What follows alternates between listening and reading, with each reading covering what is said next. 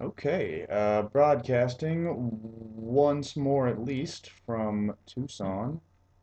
It is time to take another look at the NFL. The bye weeks are over, and we are looking at every team's record in the league after they have all played 10 games. So, here's where we stand right now. Obviously, as I'm sure everyone knows, there is one 10-0 team in the NFL. That would be the NFC's Green Bay Packers.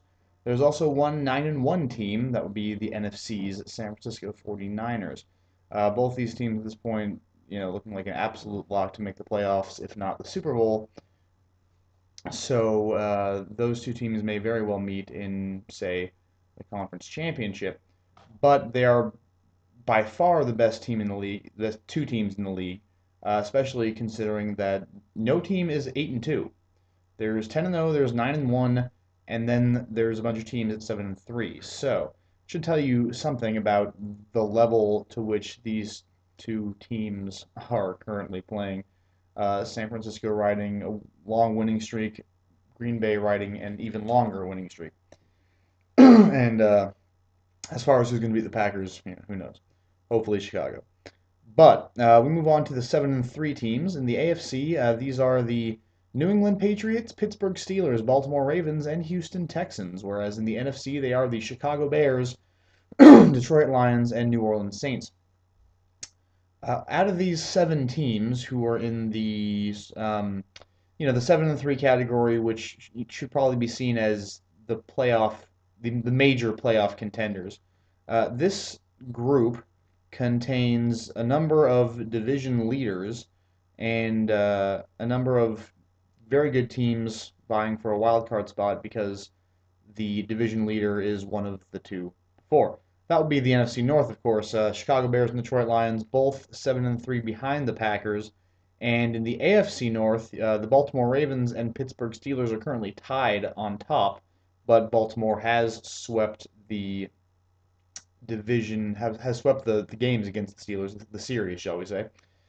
Houston also in control of their division, as are the Patriots, and of course the New Orleans Saints. So Chicago and Detroit, the only teams in this category that are not division leaders. I'm sorry, Chicago, Detroit, and Pittsburgh, because the Ravens currently lead that division.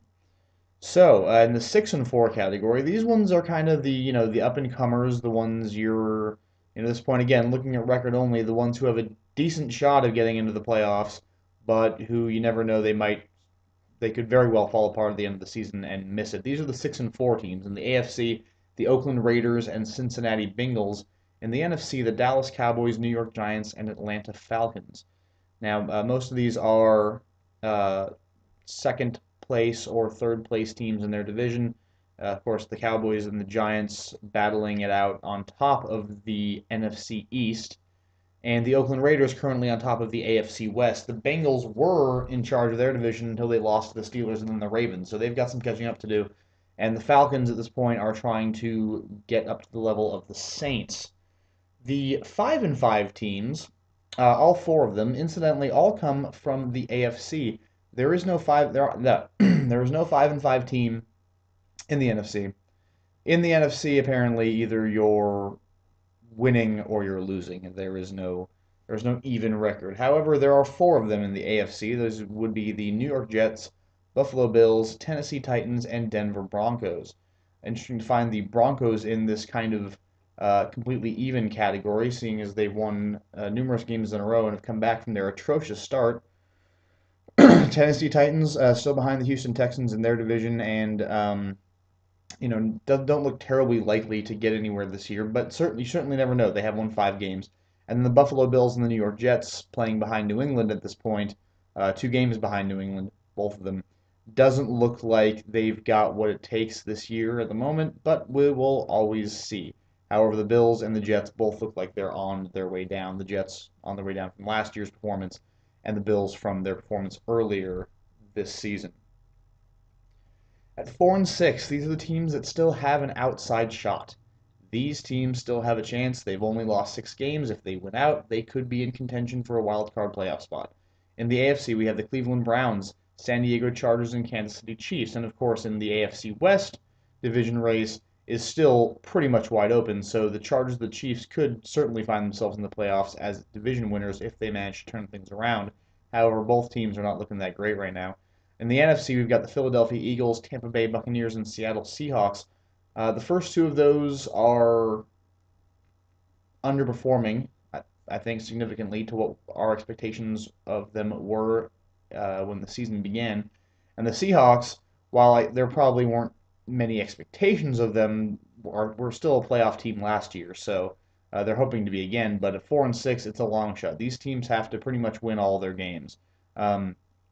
In the case, of course, of the AFC West teams, they have to win their divisional games in order to get a playoff berth. And the Eagles, of course, are the biggest story when it comes to disappointment, given how much hype surrounded that team at the beginning of the season. At 3-7, these teams are pretty much officially out and just playing for spoilers and for draft picks right now. In the AFC, we've got the Miami Dolphins, who have actually won 3 games in a row, but they lost their 7 previous, so they're still pretty much out of contention. And the Jacksonville Jaguars, the other AFC 3-7 team under Blaine Gabbert. In the NFC, you've got the Washington Redskins, who went 3-1 at the beginning of the season, had their bye week, got some time off, and have proceeded to lose their last 6 since. So that should tell you something about what's going on in Washington right now. It seems like Mike Shanahan doesn't know what he's doing. And then you've got the Arizona Cardinals, who have, were plagued last week by the finally emerging John Skelton woes, but have still managed to win a few games here. Kevin Kolb is returning, from what I understand, so we'll see if they can turn things around. But it doesn't look like a 9-7 team is going to win the NFC West this year with the 49ers in the mix. So I don't think the Cardinals have a chance. And then, of course, you've got the 2-8 teams. These teams actually only come from the NFC. There are no 2-8 teams in the AFC. In the NFC, there are 3: the Minnesota Vikings, Carolina Panthers, and St. Louis Rams, none of which have a shot at making the playoffs at this point, but all of which are grooming their current crop of players for next year.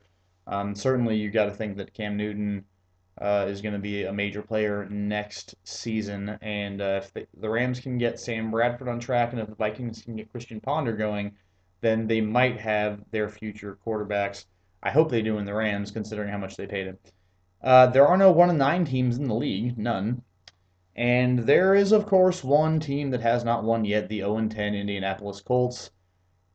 Looks like all they had was Peyton Manning. I hate to say it. I know people have been defending them for years about, it's not all just Peyton Manning, but apparently it is. It seems to me it's all Peyton Manning for this team. So, however, it looks like they may be Andrew Luck bound if they do choose to move in that direction. So we'll certainly be interested to see what happens with the Colts going forward. But playoffs, no. And I said they were going to miss the playoffs as soon as I found out Manning was hurt, even though in an earlier video I called them to win the division, which I obviously thought they would. Finally, to wrap up here, we're going to look at some combined records. Interesting figures. In the AFC teams this year have a combined record so far of 78-82. 78 wins, 82 losses. NFC teams have a combined record of 82 wins and 78 losses. So, similar numbers, but the NFC has won more games this year, as you would expect, considering the top 2 teams in the league coming out of that conference. Looking at division records, by far the best division is the NFC North, which you would expect given the breakdown we just went through. Packers being 10-0, Bears and Lions 7-3. Of the NFC North's 14 losses, more than half, fully 8 of them, have come from the Minnesota Vikings, and who have only contributed 2 wins. Second best is actually the AFC North. The North reigns supreme this year in this league after 10 games.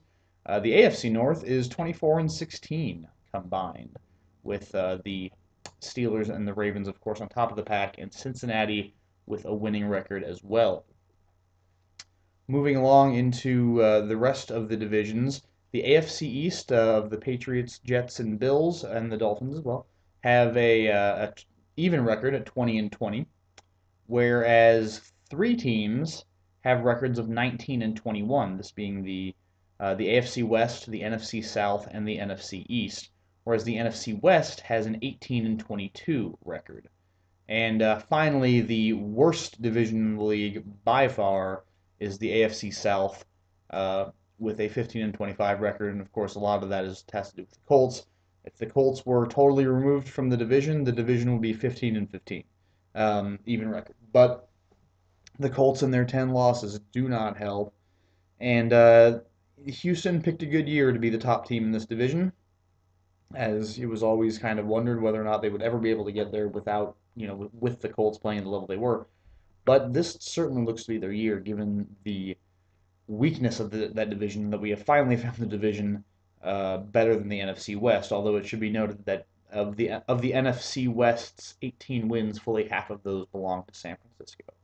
So I hope you've enjoyed this little look into the post bye week NFL. I'm sure that I will be back soon, hopefully with EJ, and we will discuss football and other things. But I wanted to get this in before the Thanksgiving game so that we could measure everybody equally. With that in mind, have a happy Thanksgiving and enjoy Green Bay Detroit and enjoy the Harbaugh Bowl and enjoy Dallas and Miami if you can. Have a good night.